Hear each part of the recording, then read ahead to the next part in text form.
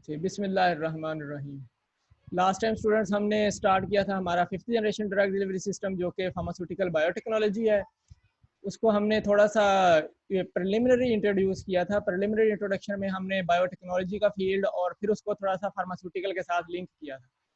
तो generally speaking जो हमारा बायोटेक्नोलॉजी है, बायोटेक्नोलॉजी को हम कहते हैं कि बायो लिविंग ऑर्गेनिज्म के लिए होता है, और टेक्नोलॉजी है वो यूज़ ऑफ डिफरेंट प्रोसेस या टेक्निक होता है। तो बायोटेक्नोलॉजी जो है वो फिर लिविंग ऑर्गेनिज्म को यूज़ करके हम कोई यूज़फुल प्रोडक्ट्स बना लें टेक्निक्स को यूज़ करके। तो इसको हम बायोटेक्नोलॉजी, इसको हमने फिर नॉर्मली फार्मास्यूटिकल टेक्नोलॉजी में कन्वर्ट कर लिया। तो फार्मास्यूटिकल टेक्नोलॉजी में हमने कहा कि जब हम इस फील्ड को यूज़ करें, यानी कि लिविंग ऑर्गेनिजम्स को यूज़ करें, लिविंग ऑर्गेनिजम्स के अंदर कोई टेक्निक अडॉप्ट करें और यूज़फुल प्रोडक्ट बनाएं, और वो यूज़फुल प्रोडक्ट जो हो वो हमारी थेराप्यूटिक ड्रग हो, डायग्नोस्टिक ड्रग हो, या वो कोई और पर्पस के लिए यूज़ हो जो कि फार्मास्यूटिकल एप्लीकेशन का है। तो इसको हम कहेंगे फार्मास्यूटिकल बायोटेक्नोलॉजी। तो फार्मास्यूटिकल बायोटेक्नोलॉजी में हम फिर यूज़ करते हैं एक्चुअली या तो पूरा ऑर्गेनिज्म, यानी कि हम पूरा एक माइक्रो ऑर्गेनिज्म ले लेते हैं वो यूज़ करते हैं, या उसके कुछ पार्ट यूज़ करते हैं, यानी कि उसके कुछ सिस्टम्स यूज़ करते हैं। वो उसके टिश्यूज़ हो सकते हैं, उसके सेल्स हो सकते हैं, या फिर उसके कुछ मालिक्यूल यूज़ करते हैं। हम एंटीबॉडीज़ उसकी हो सकते हैं, एंजाइम्स हो सकते हैं, इस तरह के प्रोसेस हो सकते हैं। तो इनको यूज़ करके हम जो फार्मास्यूटिकल प्रोडक्ट बनाते हैं, इस फील्ड को फिर हम फार्मास्यूटिकल बायोटेक्नोलॉजी कहते हैं। मेनली फार्मास्यूटिकल बायोटेक्नोलॉजी की काफ़ी सारी ब्रांचेज हैं, काफ़ी टाइप्स हैं, लेकिन उनमें से जो मेजर है वो बायोफार्मास्यूटिकल है। बायोफार्मास्यूटिकल मेडिसिन भी कहते हैं इसको, या बायोफार्मास्यूटिकल्स कहते हैं। ये बायोफार्मास्यूटिकल्स जो होती हैं ये हमारी फार्मास्यूटिकल टेक्नोलॉजी में, बायोटेक्नोलॉजी में इंक्लूडेड है। इसके अलावा बायोलॉजिक्स भी हैं, लेकिन ज़्यादातर बायोफार्मा, इसको हम ज़रा आगे जाकर थोड़ा सा हमने हिस्ट्री से शुरू किया था। तो हमने कहा था कि decades before, centuries before yeast से फर्मेंटेशन के प्रोसेस से वाइन बनती रही है फ्रॉम फ्रूट्स, मोइनली ग्रेप्स से। तो ये भी एक बायोटेक्नोलॉजिकल एस्पेक्ट है, क्योंकि लिविंग ऑर्गेनिज्म को यूज़ किया हमने, कोई टेक्निक यूज़ की हमने, कोई हीट दी हमने, प्रोसेस में रखा उसको इतने दिन, उसको ऑक्सीजन से अवे रखा, तो वो फर्मेंटेशन हो गई, तो उससे वो वाइन बन गई एक प्रोसेस। तो ये एक बायोटेक्नोलॉजी का, लेकिन ये नेचुरल है, इसमें हमने कोई चीज़ मॉडिफाई नहीं की, हमने खुद से मॉडिफिकेशन नहीं की, तो ये बायोटेक्नोलॉजी का है। फिर इसको जब आगे आगे चल के डेवलप हुई तो 1870 में लुईस पास्चर ने सबसे पहले बायोकेमिकल कन्वर्जन्स आइडेंटिफाई की, जिनको एंजाइम्स कहा जाता था। एंजाइम्स के बारे में यानी कि एक्चुअली बात की, जो कि एंजाइम बाद में आइडेंटिफाई हुए, लेकिन लुईस पास्चर की जो थ्योरी थी उसको कंफर्म जब किया गया तो वो एंजाइम्स की फॉर्म में बायोकेमिकल कन्वर्जन जो थी वो एंजाइम से हो रही। तो एंजाइम फिर एक टूल बन गए हमारे तमाम प्रोसेसेस में। तो हमने एंजाइम्स को देखा कि वो तमाम हमारे बॉडी में प्रोसेसेस को रन कर रहे हैं। तो इन टूल्स के बाद फिर 1950 में एक मेजर मॉलिक्यूलर बायोलॉजी का फील्ड इन्वेंट हुआ था। मॉलिक्यूलर बायोलॉजी के फील्ड में ये कंसिडर किया गया कि जो मॉलिक्यूल्स हैं उनका बायोलॉजी क्या है, उनमें कुछ जो लिविंग प्रॉपर्टीज हैं वो क्या हैं, ये मॉलिक्यूलर बायोलॉजी थी। तो मॉलिक्यूलर बायोलॉजी 1950 में इवॉल्व हुई थी। तो सबसे पहले जो 1950 में मॉलिक्यूलर बायोलॉजी के एवोल्यूशन से हुआ था वो डीएनए था। तो डीएनए को फाइंड किया गया कि डीएनए एक मॉलिक्यूल है जो कि एक ऑर्गेनिज्म को डिफाइन करता है, पूरी तरह डिफाइन करता है, यानी कि वो उसकी प्रोटीन्स बनाता है, वो उसके हेरिडिटरी मटेरियल को कंट्रोल करता है, वो उसकी न्यू जो रेप्लिकेशन है वो कंट्रोल करता है। तो सारे सेल के प्रोसेसेस, सारा कुछ जो है वो डीएनए कंट्रोल करता है। तो फिर डीएनए बेस बन गई बायोटेक्नोलॉजी की। फिर बायोटेक्नोलॉजी ने आगे जब स्टेप लिया फ्रॉम डीएनए, तो फिर रिकम्बिनेंट डीएनए टेक्नोलॉजी आ गई। पहले डीएनए टेक्नोलॉजी थी जिससे हम प्रोटीन्स बनाना शुरू की, लेकिन फिर आगे रिकम्बिनेंट डीएनए टेक्नोलॉजी। तो रिकम्बिनेंट डीएनए टेक्नोलॉजी 1970s के राउंड अबाउट आई थी, जिसमें फिर हमने जीन एक्सप्रेशंस को कंट्रोल करना शुरू किया।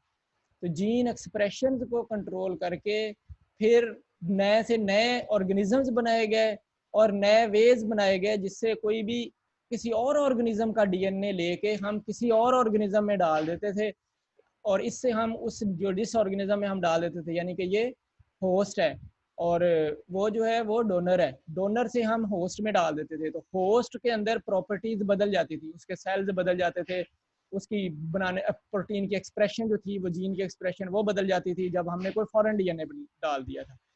तो इस तरह के ऑर्गेनिजम्स को फिर हम जेनेटिकली मॉडिफाइड ऑर्गेनिजम्स कहते हैं।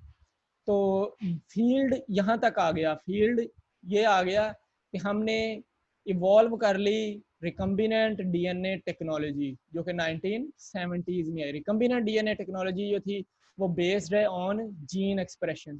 जीन एक्सप्रेशन जो है, हम कहते हैं जीन एक्सप्रेशन नॉर्मली डीएनए से प्रोटीन का बनना जीन एक्सप्रेशन कहलाता है। नॉर्मली जो नॉर्मल सेल्स में हो रहा होता है वो जीन एक्सप्रेशन से मुराद है कि डीएनए से प्रोटीन बन रही है, ये मेनली ये बन रही है। और साइड लाइन यानी कि 90-70 से 80% तक ये काम हो रहा है जीन एक्सप्रेशन, और 10-20% जो काम हो रहा है वो हेरिडिटरी के लिए हो रहा है।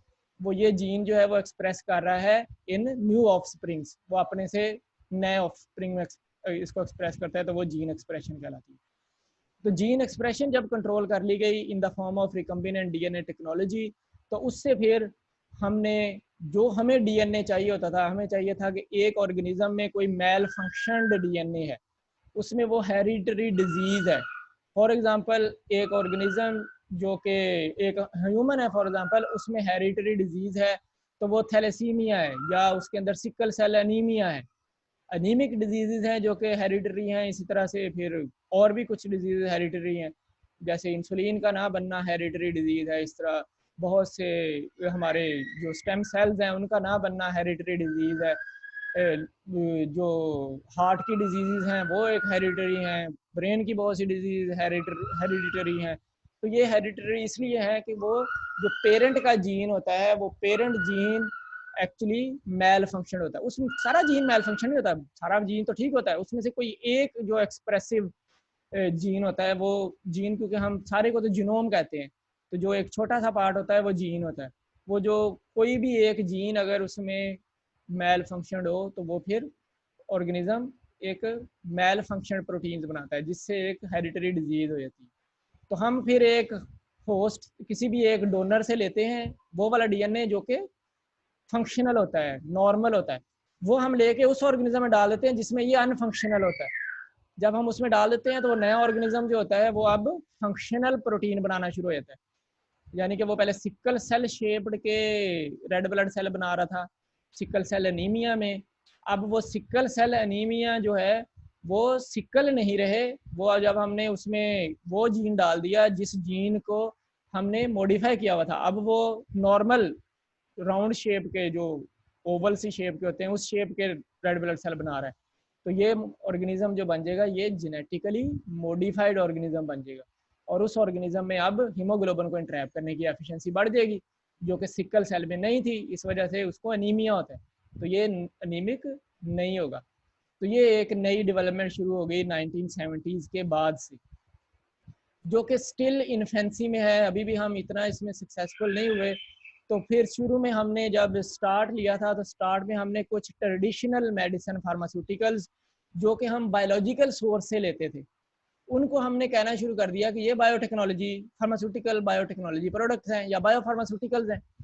तो लिस्ट ये जो टेबल है इसमें वो कुछ प्रोडक्ट्स दी गई हैं जो कि स्टार्ट में बायोटेक्नोलॉजी के नेम से आना शुरू हुई, या सब्सटेंस जिनको हमने कहा कि ये फार्मास्यूटिकल जो हैं ये बायो फार्मास्यूटिकल्स हैं, वो ये वाली हैं जो कि अब जेनेटिक इंजीनियरिंग से बनती हैं। अब ऐसे नहीं बनती जिस तरह से ये टेबल इंडिकेट कर रहा है, ये टेबल उन सारे मेथड्स को इंडिकेट कर रहा है जो कि ट्रेडिशनली हम यूज़ करते थे, यानी कि हम एक्सट्रैक्शन करते थे ट्रेडिशनली। हमने कहा जी कि ये प्लांट का जो रूट है, रूट के अंदर एक अल्कलॉइड है, तो उस अल्कलॉइड को हमने एक्सट्रैक्ट कर लिया। अब प्लांट जो है वो क्या है, वो एक नेचुरल सोर्स है। प्लांट जो है वो कोई ना कोई ऑर्गेनिज्म है, हमारा ऑर्गेनिज्म है। प्लांट्स, एनिमल्स और माइक्रो ऑर्गेनिज्म, ये 3 तरह के हमारे ऑर्गेनिजम्स हैं जिनसे हम नॉर्मली प्रोडक्ट्स लेते हैं। तो प्लांट एक ऑर्गेनिज्म था, तो उस ऑर्गेनिज्म से हमने एक्सट्रैक्शन की, तो एक्सट्रैक्ट करके हमने उस ऑर्गेनिज्म में से कोई ड्रग निकाल ली, कोई एक्सट्रैक्ट निकाल लिया, और एक्सट्रैक्ट का ड्रग के तौर पे वर्क करना शुरू हो गया। तो इसको फिर हमने कहना शुरू कर दिया कि ये बायोफार्मास्यूटिकल्स हैं। लेकिन आजकल फिर ये नई बायोटेक्नोलॉजी, फार्मास्यूटिकल बायोटेक्नोलॉजी जो है वो ये नहीं कहती, उसमें ये शामिल नहीं है। तो सिर्फ ये टेबल ओल्ड एग्जांपल्स आपको बताने के लिए दिखाया गया है कि पुरानी प्रीवियसली 1970 से चलने वाली 2000 के राउंड अबाउट तक जो हमारी बायोटेक्नोलॉजी है वो ऐसे चली, इस पे ऊपर चली। 2001 से कहें या 2010 से कहें, ये इवॉल्व हो गई है। जेनेटिक इंजीनियरिंग शुरू हो गई थी 90s में, और फिर इसको हमने इवॉल्व कर लिया जब हम इन 21st सेंचुरी में एंटर हुए हैं, तो उस वक्त हमने इवॉल्व कर लिया। तो ये कुछ एग्जांपल्स अगर आप देखें तो इसमें ब्लड प्रोडक्ट्स हमने ब्लड से लेने शुरू कर दिए, कुछ कोगुलेशन फैक्टर्स। तो कोगुलेशन फैक्टर्स लेके हमने कुछ डिजीजेज ट्रीट करना शुरू कर दिया, यानी कि हमने एक्सट्रैक्ट कर लिया ब्लड में से कोगुलेशन फैक्टर्स को। तो कोगुलेशन फैक्टर से जो डिजीजेज थी, जैसे हीमोफीलिया ए बी, जिसमें कोगुलेशन हो जाती है, कोगुलेशन डेफिशिएंसी होती है, सारा ब्लड एक ही कट से सारा निकल जाता है ब्लड, तो हीमोफीलिया इसको कहते हैं। तो टाइप ए हैं, बी हैं, उनमें हमने कोगुलेशन फैक्टर को एक्सट्रैक्ट किया सब ब्लड में से और हमने वो पेशेंट को लगा दिए। तो ये हीमोफीलिया के ट्रीटमेंट के लिए यूज़ हुए। सिमिलरली वैक्सीन्स हमने बनाई, जो कि वैक्सीन्स वेरियस डिजीज़ के अगेंस्ट हमने वैक्सीनेशन की। तो हमने एनिमल्स को लगाना शुरू की एंटीजेंस, एनिमल्स को एंटीजेंस लगाई, उससे वो एंटीबॉडीज़ बनी। ये एंटीबॉडीज़ जो थी हमने वो वहाँ से ली, इसको हमने वैक्सीन कह दिया और ये हमने बॉडी में लगाना शुरू कर दी। ह्यूमंस के प्रॉपर एंटीजन ली और प्रॉपर लगाई, वहाँ से सेल में से निकाली एंटीबॉडी और वो हमने लगा दी, इसको हम वैक्सीनेशन कहना शुरू हो गए। ये वैक्सीनेशन थी। फिर हमने कहा ये ठीक नहीं है, तो हमने एंटीबॉडीज़ का पैसिव इम्यूनाइजेशन का कंसेप्ट प्रोड्यूस किया।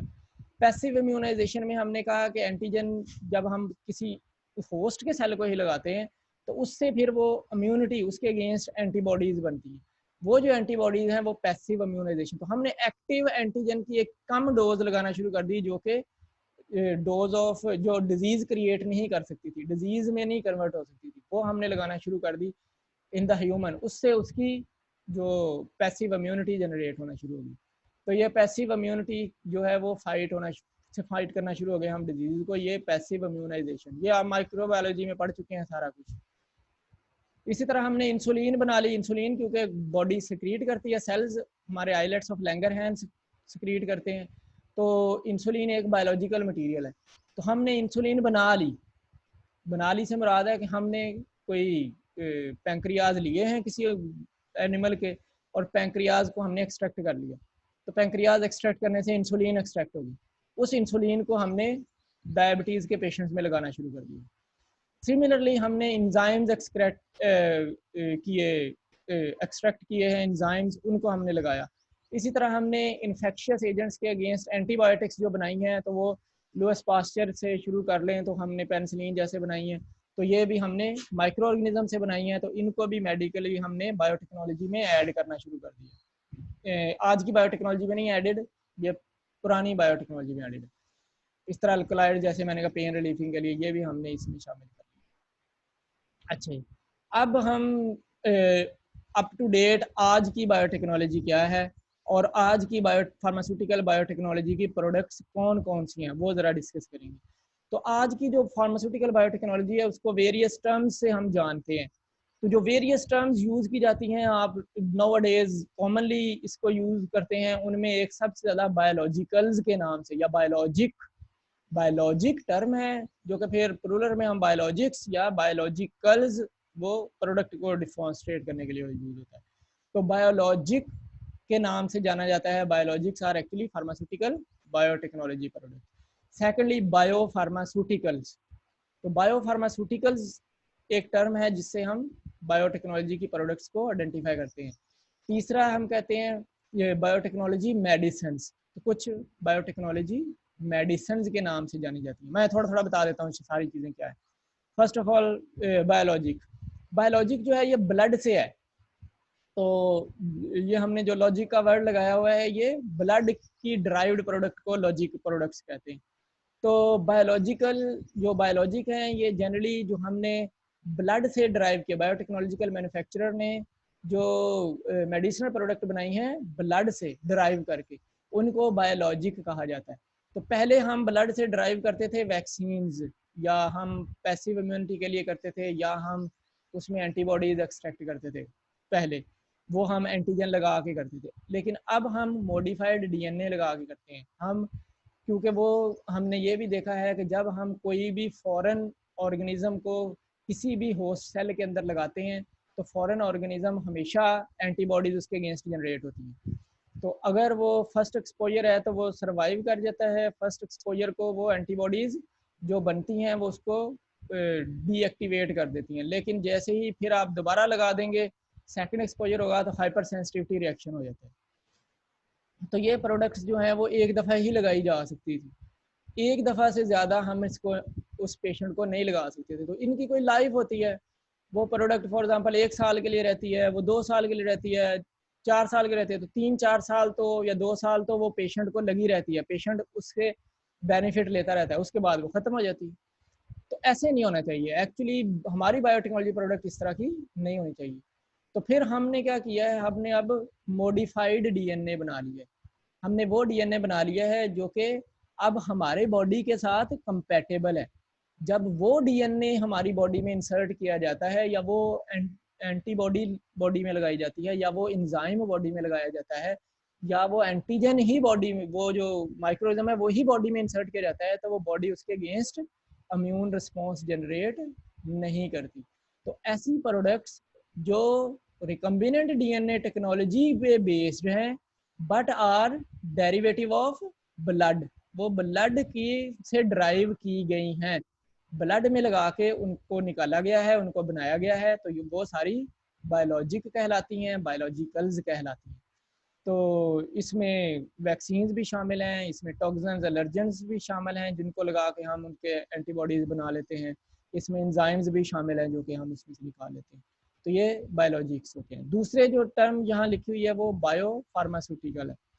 तो bio pharmaceutical actually therapeutic proteins को कहते हैं। ये प्रोटीन्स की एक क्लास है जो कि बताई जाती है। तो जो हमने अब प्रोटीन से ट्रीटमेंट करते हैं थेराप्यूटिकली, प्रोटीन बना के खुद से बनाते हैं प्रोटीन, वो प्रोटीन लगाते हैं, हम किसी तरह से एंटीबॉडीज़ नहीं बना रहे, हम कोई रिस्पॉन्स नहीं जनरेट कर रहे, ब्लड से कोई चीज़ लेके ड्राइव करके वो नहीं बॉडी में लगा रहे, हम कोई प्रोटीन बनाने की फैक्ट्री लगा रहे हैं। यानी कि हम कोई ऐसे ही डीएनए इंसर्ट कर देते हैं जो कि प्रोटीन बनाता है और वो प्रोटीन थेराप्यूटिक पर्पस की होती है।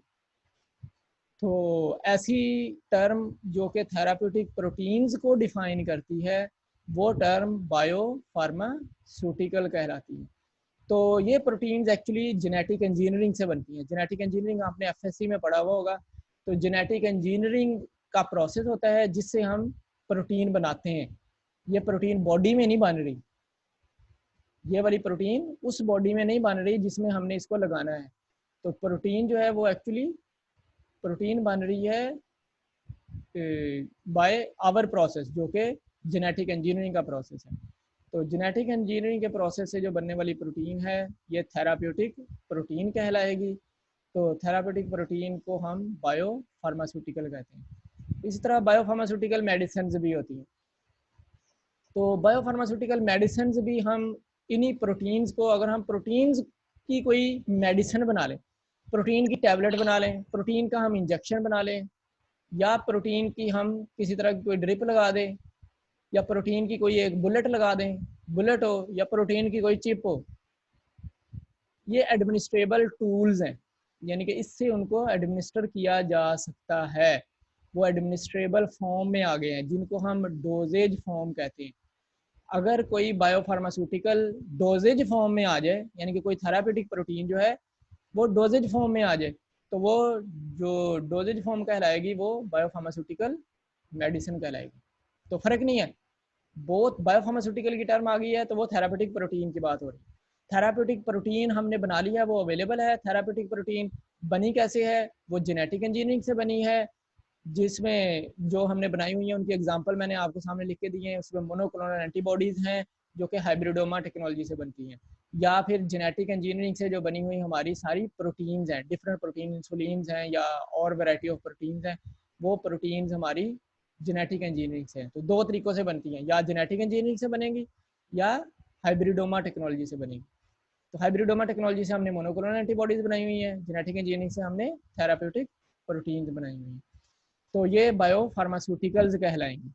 अगर ये एडमिनिस्ट्रेबल फॉर्म में, डोजेज फॉर्म में आ जाएंगी तो डोजेज फॉर्म को कहेंगे हम डोजेज फॉर्म को हम कहेंगे बायोफार्मास्यूटिकल मेडिसिन।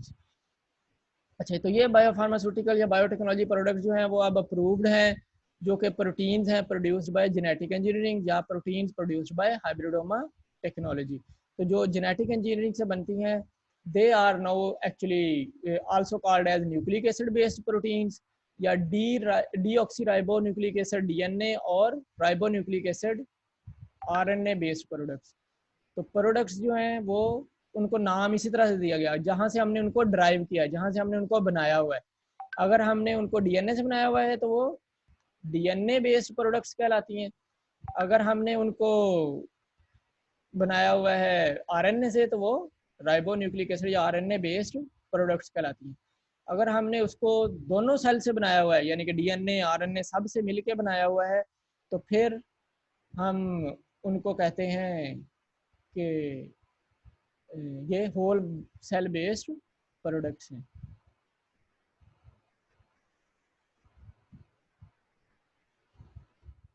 तो इन सब को बायोटेक्नोलॉजी प्रोडक्ट्स कहते हैं। आगे फिर हमारा टॉपिक जो है वो फिर स्टार्ट हो जाएगा बायोटेक्नोलॉजी का थोड़ा सा और इंट्रोडक्शन। वो इंट्रोडक्शन जो है वो प्रॉपर इंट्रोडक्शन है कि किस तरह से हमने इसको पढ़ना कैसे है। चलें ठीक है बच्चों, इंशाल्लाह ये हम अगले लेक्चर में डिस्कस करेंगे। तो